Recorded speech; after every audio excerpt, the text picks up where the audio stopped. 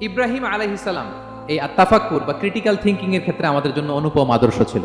উনি যেই সময়টাতে পৃথিবীতে এসেছিলেন তখন কেউ করতো তারার পূজা, কেউ করতো চাঁদের পূজা, কেউ করতো সূর্যের পূজা। আমরা হলে কি করতাম? কোনো এক দলে ঢুকে যেতাম। উনি ঢুকেন নাই। উনি এই তারকা পূজারী, সূর্য পূজারীদের চিন্তা আর দেয়ালে আঘাত করেছেন।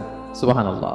উনি কিভাবে সত্যের সন্ধান পেলেন দেখেন। উনি রাত্রিবেলা যখন দেখেন যে লোকজন তারার পূজা করে, উনি ভাবলেন, হ্যাঁ রব্বি, এই তারাই কি আমার রব? না, এই তারা আমার রব হতে পারে না। রাত্রিবেলা সবাই চাঁদের পূজা করে, কি দ্যুতিময় চাঁদ, জ্যোৎস্না ছড়ায়।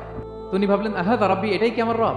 এবার দিনের বেলা দেখলেন দ্বীপ প্রহরের জল জলে সূর্য খা খা রোদ বিলাচ্ছে গোটা বিশ্বে, সবাই সূর্যের পূজা করে। তখন তিনি ঘোষণা দিলেন, হে তারকা পূজারী, হে চাঁদের পূজারী, হে সূর্য পূজারী, আমি তোমাদের কোনো দলের সাথে নাই, বরং আমি আমাকে ওই সত্তার দিকে মনোনিবেশ করলাম, আত্মসমর্পণ করলাম।